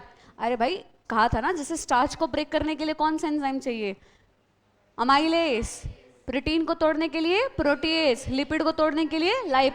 Hydrolytic enzyme होते हैं बेटा, हाइड्रोलिटिक एंजाइम वो होते हैं जो पानी की मदद से किसी बॉन्ड को ब्रेक करते हैं, ठीक है। Next, 2,4-D is extensively used in agriculture and horticulture process. हाँ भाई यूज करेंगे, वीडी साइड है। रीजन सही है? हाँ तो एक ही बात होगी ना। हाँ बेटा क्या आंसर बन जाएगा? है ना, क्यों यूज करते हैं? क्योंकि इट इज अ वीडीसाइड, जो अननेसेसरी प्लांट है, हर्ब्स है, उनको किल करने के लिए यूज किया जाता है. Which of the following pair is not correctly match? Auxin elongation करवाता है, एब्सिसिक एसिड बोल्टिंग करवाता है क्या? कौन करवाता है बोल्टिंग? कौन करवाता है? जिब्रालिक एसिड करवाता है. ठीक है. Cytokinins are antagonist to which of the following regarding apical dominance? है ना, एंटागोनिस्ट मतलब अपोजिट. ऑक्सिन जहां एपिकल डोमिनेंस प्रमोट करवाता है, साइटोकाइनिन्स एपिकल डोमिनेंस इनहिबिट करवाता है. कितने क्वेश्चन रह गए? Vascular cambium and cork cambium develops by, बताओ बच्चों, एनाटॉमी में पढ़ा था हमने. जब डिवाइडिंग सेल मैच्योर हो जाती है बेटा, है ना, तो इस प्रोसेस को क्या कहा जाता है? बोलो, डिफरेंशिएशन. और जब मैच्योर सेल दोबारा से क्या करने लग जाती हैं? डिवाइड. जैसे सेकेंडरी ग्रोथ के दौरान होता है. सेकेंडरी ग्रोथ के दौरान क्या होता है? कुछ मैच्योर सेल्स दोबारा क्या करने लग जाती है? डिवाइड. क्या करवाने के लिए? सेकेंडरी ग्रोथ करवाने के लिए. तो इस प्रोसेस को क्या कहा जाता है? D differentiation. और इन डिवाइडिंग सेल्स को हम लोग मेरिस्टेमेटिक टिश्यू बोलते हैं. तो कौन कौन सा मेरिस्टेमेटिक टिश्यू बनता है बेटा? Cork cambium and vascular cambium. बताओ इसका क्या आंसर आ जाएगा? Dedifferentiation. Which hormone promotes root hair growth in deep rice water plant? बताओ बेटा, रूट हेयर ग्रोथ कौन करवाता है? जिब्रालिन. कौन बोल रहा है? इथाइलिन. रूट हेयर ग्रोथ किसने करवाई थी बेटा? इथाइलिन ने. Kinetin is found naturally in plant? No, zeatin था. ABA breaks seed and bud dormancy? कभी नहीं. प्रमोट करता है सीड डोरमेंसी को, ब्रेक थोड़ी करता है. तो दोनों स्टेटमेंट क्या है? इनकरेक्ट है. हाँ बच्चों, विच of the following hormone show seed germination? एक ही है, जिब्रालिक एसिड. व्हाट विल हैपन अगर अपन टर्मिनल बड को रिमूव कर देंगे? बताओ बेटा, साइड वाली बढ़ जाएंगी. तो क्या आंसर आ जाएगा इसका? The lateral bud will. Which of the following is inhibitor hormone? बताओ बेटा कौन कौन से हैं? एबीए एंड इथाइलिन, ये दोनों कैसे हार्मोन है? Plant growth inhibitor. बाकी प्रोमोटर है. Artificial application of auxin like IAA, IBN, AA to unpollinated plants can form. बताओ बच्चों, अनपॉलिनेटेड समझ गए? मतलब विदाउट फर्टिलाइजेशन. पॉलन ग्रेन अपने साथ गैमेट्स लेके आएगा ना, तो हमने यहाँ पे गैमेट्स ट्रांसफर नहीं करवाया, मतलब कोई फर्टिलाइजेशन नहीं हुआ है. तो बिना फर्टिलाइजेशन के जो फ्रूट बनते हैं, उन फ्रूट को आप क्या बोलते हैं बच्चों? Parthenocarpic fruit. और पार्थेनोकार्पिक फ्रूट कौन सा हार्मोन बनाता है बच्चों? ऑक्सिन. और ऐसे फ्रूट कैसे होते हैं हमारे? सीडलेस फ्रूट होते हैं. ठीक है. हाँ बच्चों देखो, the constantly dividing cells both at root apex and shoot apex show the meristematic phase of growth. बात सही है कि शूट अपेक्स और रूट अपेक्स पे मेरिस्टेमेटिक सेल्स होती है जो लगातार क्या करती हैं? डिवाइड. और इस फेज को क्या बोलते हैं आप? Phase of meristematic activity. The cells of this region is rich in protoplasm. बात सही है, डेंस प्रोटोप्लाज्म. लेकिन अगली बात देखो क्या लिखा है? Without nuclei. ये सरासर गलत है. फेज ऑफ मेरिस्टेमेटिक एक्टिविटी की कुछ प्रॉपर्टी मैंने बताई थी. Dense cytoplasm, cell wall primary in nature cellulose की बनी होती है, लॉट ऑफ प्लाज्मोडेस्मेटल कनेक्शन और न्यूक्लियाई भी होता है. तो स्टेटमेंट पहली तो सही है लेकिन सेकंड इनकरेक्ट है. Which of the following is not the property of phase of meristematic activity? बताओ बेटा.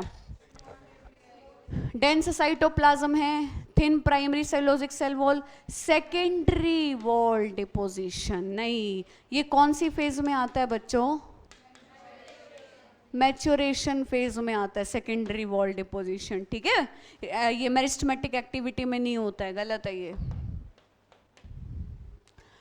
विच of the following is intercellular growth factor, मतलब सेल्स के बीच में कौन है बेटा, हॉर्मोन्स। कौन है बेटा, अगर हमसे पूछेंगे ना इंट्रासेलुलर, सेल के अंदर मेन फैक्टर कौन सा है, क्या भैया सेल के अंदर तो न्यूक्लियस ही है, और न्यूक्लियस के अंदर कौन है, डीएनए, या फिर डीएनए नहीं लिखा तो क्या लिख देंगे, जेनेटिक फैक्टर, है ना। और इंटरसेलुलर फैक्टर में कौन आते हैं हमारे, hormones. 2,4-D can not act on, बताओ बच्चों, क्योंकि ग्रासेस क्या होती है, मोनोकोट, और 2,4-D सिर्फ किस पे काम करता है, डाइकोट पे। मोनोकोट इस पे, डाइकोट पे तो काम करता है ना, अरे डाइकोट पे तो काम करता है ना। Abscisic acid is also called stress hormone, सही है, क्योंकि ये टॉलरेंस बढ़ा देता है प्लांट की वेरियस काइंड ऑफ स्ट्रेस। क्या पानी की कमी है, स्टोमेटा को बंद कर देगा, है ना, सीड को डॉर्मेंट स्टेट में ले जाएगा अगर बाहर की कंडीशंस फेवरेबल नहीं है। तो एजर्शन रीजन सही है, और रीजन भी इसकी करेक्ट एक्सप्लेनेशन है। Which of the following hormone help in ripening of fruits, बताओ बेटा, हो जाएंगे, ठीक है, इथाइलिन। हे भगवान कितना रह गया अभी, हो ही गए, बस 2 क्वेश्चन है बेटा। चलो, A hormone promotes root hair growth and root hair formation, लिखवाते जाओ बेटा। इथाइलिन कौन सा हार्मोन है, B hormone induces flowering in mango and also promote rapid internode petiole elongation in deep rice water plant. डीप राइस वाटर प्लांट में कौन प्रमोट करवाता है बेटा, again ethylene. C hormone inhibit seed germination, एक ही हार्मोन पढ़ा था अपन ने, एब्सिसिक एसिड। डी हार्मोन से नई पत्तियां क्लोरोप्लास्ट बनाता है, एक ही हार्मोन होता है, साइटोकाइनिन। हो जाएगा बोलो, है ना। क्वेश्चन बहुत बड़ा था लेकिन आंसर उसका बहुत इजी है। क्या आंसर आ जाएगा इसका, डी, इथाइलिन, इथाइलिन, ठीक है। चलो लास्ट क्वेश्चन रह गया, which of the following statement are false, ethylene promote leaf senescence, सही है, राइपनिंग ऑफ फ्रूट्स को प्रमोट करवाता है, बताओ इथाइलिन लिखने में क्या आ जा रहा था, एपिकल हुक फॉर्मेशन करवाता है, बिल्कुल सही है, हॉरिजॉन्टल ग्रोथ करवाता है, बिल्कुल सही है, मेल फ्लावर को थोड़ी प्रमोट करवाता है ना। क्या पूछा, फॉल्स स्टेटमेंट पूछे ना, एक ही फॉल्स है, ओनली 5th, बाकी सही है। चलो ठीक है।